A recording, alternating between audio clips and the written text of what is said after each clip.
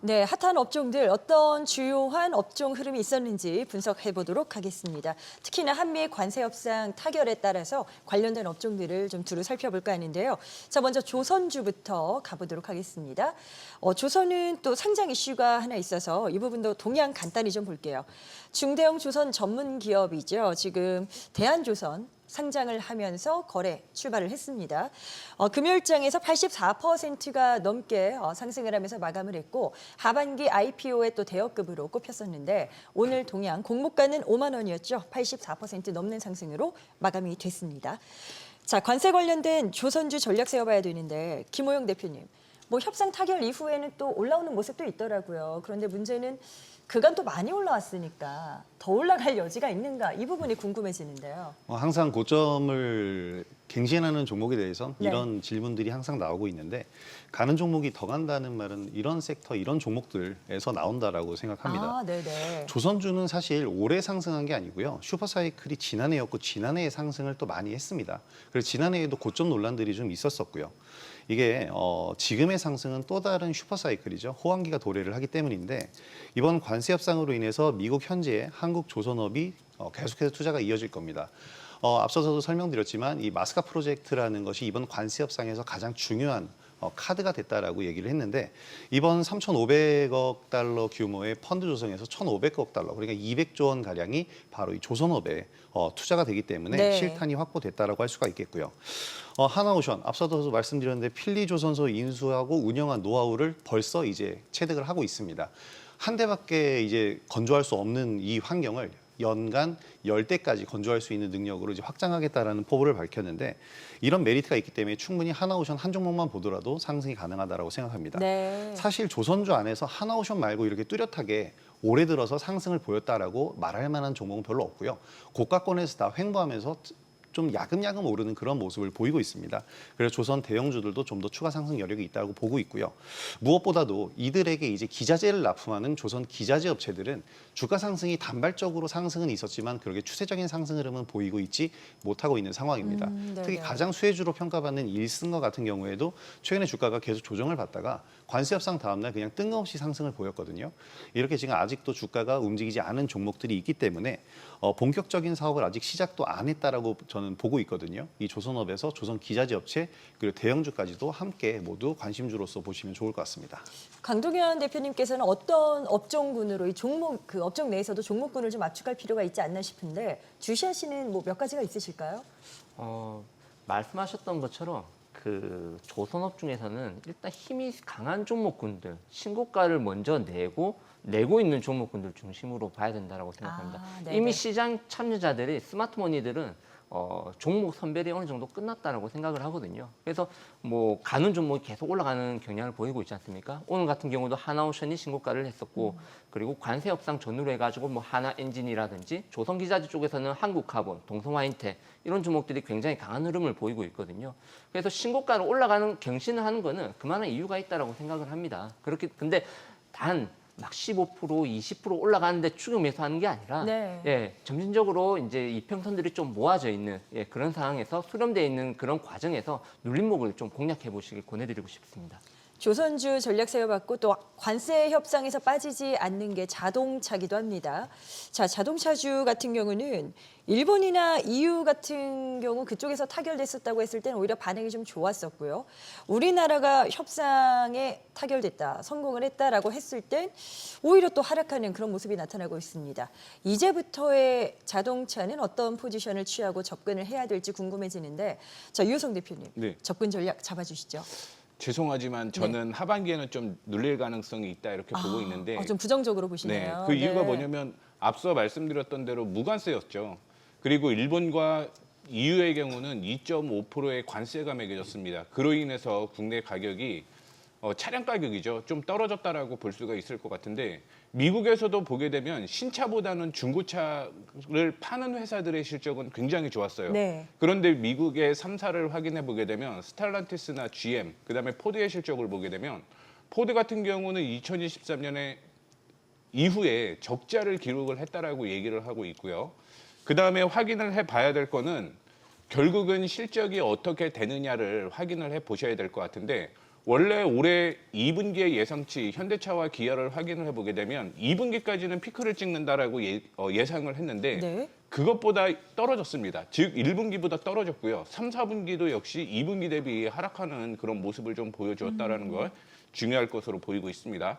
다만 또 하나의 변수는 멕시코라고 볼 수가 있을 것 같은데 네, 멕시코. 네. 네, 그동안 멕시코도 역시 무관세로 차량 부품을 들여오거나 차량을 수입을 해왔죠. 그런데 이번에 미국과 멕시코의 관세가 25%라는 거죠.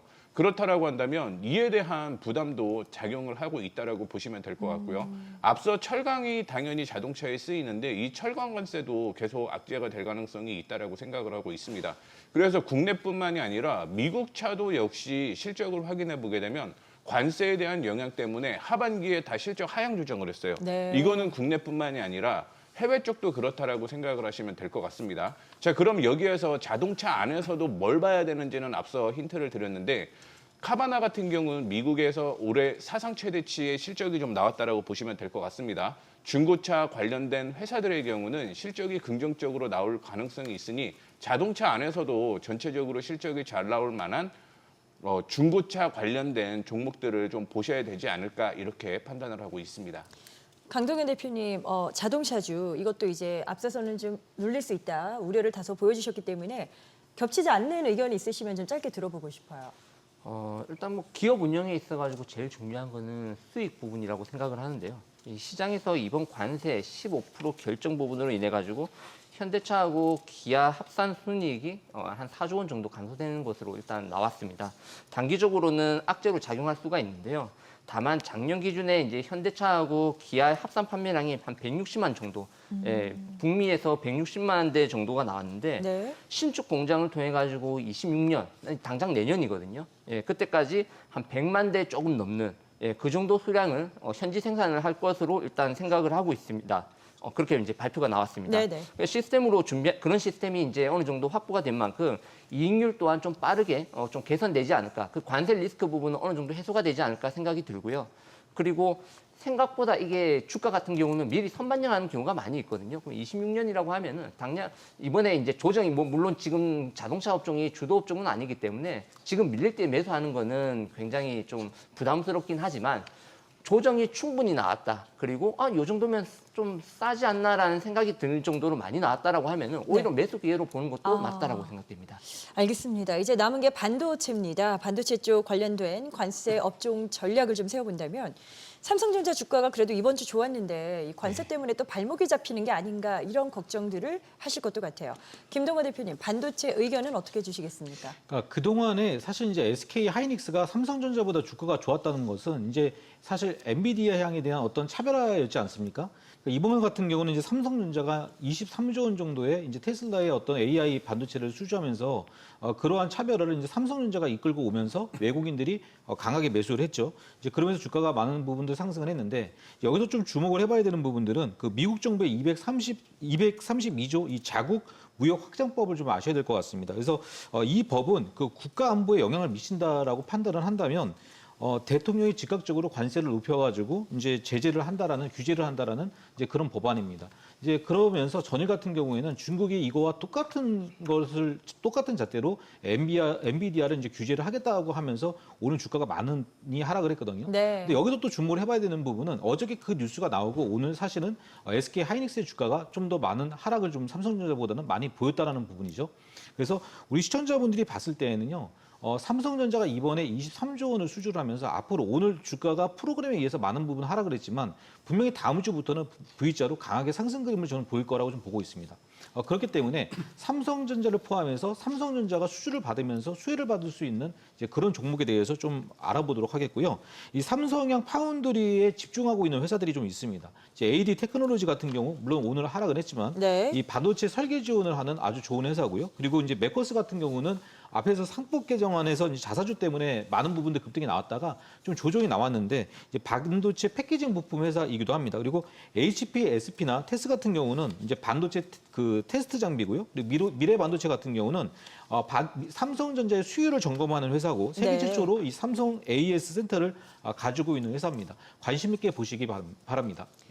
자, 어떻게 대응하면 좋을지 선택과 압축이 필요하다면 김호영 대표님 의견을 좀 여쭤보고 싶은데요. 삼성양 파운드리냐 아니면 뭐 하이닉스양 HBM이냐 어떤 선택이 낫다고 또 결론 주실까요? 저도 앞서 김노화 대표님이 말씀하신 대로 이제 삼성전자 쪽에 좀 더 긍정적으로 보고 있습니다. 아, 네네. 상반기는 하이닉스였지만 하반기는 삼성전자가 주인공일 것이다라고 분명히 또 얘기를 드린 적이 있고요.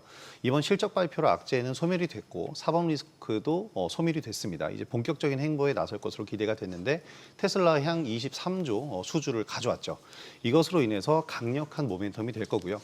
사실 지금 엔비디아에서 5세대 HBM 퀄 테스트를 계속 실패했기 때문에 주가가 좀 지지부진했지만 6세대 HBM 시장에서부터는 기술 경쟁력이 완전히 다르기 때문에 삼성전자도 5세대보다는 6세대를 지금 노리고 있는 상황입니다. 네. 그래서 만약에 6세대 HBM 시장까지 진출을 할 수 있게 된다면 경쟁력을 더 확보할 수 있을 것이고요. 지금 테슬라 이외에 AMD나 다른 반도체 기업들에게는 이미 5세대 이하의 이제 그 HBM을 납품을 하고 있습니다. 그렇기 때문에 삼성 파운드리 기술력이 저하됐다라고 보기에는 좀 힘들다고 생각을 하고요. 최근에 이제 외국인들이 강력하게 매수를 하다가 이제 오늘 차익 실현에 좀 나섰을 것으로 보이는데 네. 다음 주 되면은 또 추가적인 매수가 유입이 될 것이라고 보고 삼성전자는 좀 무겁잖아요. 그래서 밸류체인들 그렇죠. 네. 하나마이크론이라든지 뭐 HPSP와 같은 장비 업체들을 중심으로 관심 있게 좀 보시기 바랍니다. 자, 의약품 쪽도 보도록 할까요? 미국의 의약품 관세 발표 이제 예고가 있습니다. 다른 나라에 비해서 불리하지는 않게 대우하겠다 이런 소식이 또 있어서 일정 부분 안도하는 부분들은 있어요. 강동현 대표님, 불확실성이 좀 덜어진 측면은 있다라고 봐도 괜찮은 건가요? 예, 일단 시장의 그 투자 심리는 이 불확실성이 어느 정도 좀 해소되었다라고 판단한 것 같긴 한데요. 근데 이 얘기가 나오고 이번에 세법 개편 관련해 가지고 시장이 투매가 나왔지 않습니까? 네네. 그렇기 때문에 이 업종이라든지 종목의 하락률을 볼 때 다른 업종과 비교하기가 조금 애매한 부분이 있었습니다. 아, 예, 그 전체적인 투매가 나왔기 때문에 일반적인 장세 같았으면은 조금 비교하면서 상대적으로 시장에서 괜찮게 해석을 하구나라고 좀 볼 수도 있겠지만 오늘은 약간 좀 판단하기가 좀 어렵지 않나. 월요일이나 화요일 일단 다음 주까지는 조금 봐야 될 것 같고요. 네. 그리고 트럼프 대통령이 이제 그 약값 인하 부분을 이제 압박을 주고 있습니다. 그래서 이 부분 또 어떻게 해석을 하는지는 다음 주 아마 월요일이나 화요일 정도면 어느 정도 이제 해답이 다 나오지 않을까 생각이 듭니다. 그리고 이번 정책 부분이 그 네. 미국 공장에서 이제 제품을 생산하는 기업에 혜택을 주겠다라는 내용이 이제 주로 많거든요. 우리 기업들도 현지 투자를 또 확대를 하고 있기 때문에 좀 중장기적으로 본다라고 하면은 우리만 뭐 이 관세라든지 이걸 부과하는 게 아니기 때문에 공평한 입장이라고 하면은 현지 투자를 준비하고 있는 뭐 셀트리온이라든지 삼성 바이오로직스 이런 기업들도 좀 관심을 가지고 볼 필요가 있다 생각합니다. 알겠습니다. 자, 2차 전지도 궁금해하시는 분들 많으실 것 같습니다. 뭐 이슈가 많았었죠. 2차 전지는 LG 에너지 솔루션의 수주 이슈, SK 이노베이션의 배터리 승부수까지. 이거 김동관 대표님과 유호성 대표님 두 분께 의견 들어보고 싶은데 각각 좀 짧게 압축해서 주시면 좋을 것 같아요. 먼저 김동관 저는 대표님. 짧게만 말씀드리면요. 굉장히 좋다는 말씀을 드리도록 하겠습니다. 그리고 사실 이제 대형주를 본다면 LG 에너지 솔루션이나 삼성 SDI를 앞으로도 계속 좀 장기 투자해라. 그렇게 말씀을 좀 드리고 싶고요. 네. 지금 이번에 수주를 하면서 사실상 이제 이 폐 배터리에 대한 이 리사이클링 산업이 굉장히 앞으로 좀 전망이 있을 것 같습니다. 그래서 폐 배터리 관련 주식들 중에는 오늘도 주가가 많이 급락 나왔는데 강하게 급등 나오는 주식들이 있더라고요. 그래서 네. 제가 그 종목만 여러분들에게 소개시켜드리면 세비캠, 이녹스, 그 미래나노텍, 포스코엠텍, 이닉스인데요. 이 종목 중에서 세비캠 같은 경우는 고점이 11만 원인데 현재 한 2만 원까지 빠졌고요. 이녹스 같은 경우는 뭐 5만 원, 6만 원 했었던 주식이거든요. 한 1년 전에요. 근데 지금 현재 보니까 한 만 원대 정도 하고 있고요. 그리고 미래나노텍 요즘에 보면 한 3일째 급등이 많이 나왔었는데 이 종목도 한 5만 원 했었는데 지금 만 원 초반에서 한 두 번 정도 상한가 급등 나오다가 막 조정 나오고 있거든요. 그래서 다음 주에 세비캠, 이녹스, 미래나노텍, 포스코엠텍, 이닉스 급등 종목 좋아하시는 시청자분들 한번 매매해 보시면 좋을 것 같습니다. 참고해 주시면 좋을 것 같고요. 유호성 대표께서도 2차 전지 관전 포인트 또 말씀 좀 주실까요? 제가 앞서 자동차주는 좋지는 않다라고 했는데 네네. 2차 전지는 좋다라고 얘기를 하고 그러세요? 있잖아요. 근데 최근에 2차 전지 관련된 종목들이 올라온 이유가 리튬 가격의 상승 때문에 이 부분이 당연히 회사의 실적으로 반영이 된다라고 얘기를 하고 있습니다.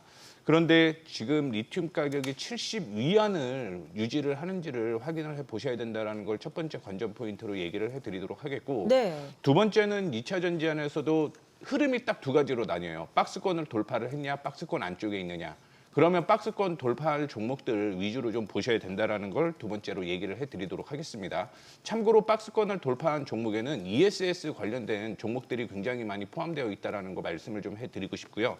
세 번째는 역시 3분기, 4분기에 2차 전지의 실적들은 턴어라운드 되는 모습을 좀 보여주고 있기 때문에 3분기 실적이 먼저 좋아지는지 4분기 실적이 먼저 좋아지는지를 확인을 해보시면 좋을 것 같고, 마지막으로 제 관점에서는 장비주보다는 소재주, 그다음에 NCM 관련된 종목보다는 LFP 관련된 종목을 보시는 게 좋을 것 같다라고 얘기를 해드리고 싶은 게, 이번에 LG에너지 솔루션과 테슬라가 수주를 받은 것도 역시 LFP 쪽이거든요. 네. 그렇기 때문에 그쪽으로 보시면 좋을 것 같고, 종목은 제가 생각하는 건 한 3종목 정도를 관심 있게 보고 있는데, 물론 LG에너지 솔루션도 올해 3분기부터 실적이 굉장히 좋아지는 모습을 보여주고 있는데, 에코프로 BM도 실적이 굉장히 좋아져요. 그리고 에코프로 BM의 88%의 매출 비중을 차지하고 있는 에코프로도 역시 긍정적이다라고 보고 있고, 마지막으로는 코스모 신소재 차트가 굉장히 좋습니다. 네. 그래서 만약에 차트 매매하시는 분들은 한 번도 적자가 나오지 않았던 기업이기 때문에 실적주와 함께 차트적으로 접근을 하는 건 이런 세 종목 위주로 좀 보셨으면 좋겠다라는 말씀 드리도록 하겠습니다. 네, 2차 전지까지 섹터별 대응 전략 세워봤습니다. 모든 투자에 대한 최종 판단은 투자자 본인에게 그 책임이 있습니다. 항상 자신의 원칙에 맞추어서 현명한 투자하시길 바라겠습니다. 또 시장에 분석할 것들이 너무 많은데 저희가 시간 관계상 다 못 다루는 부분들이 많죠. 또 여러 가지 유익한 투자 정보를 카카오 채널에서도 확인하실 수 있다는 점 말씀드립니다. 필살기를 검색하신 후에 친구 추가하시면 되겠습니다.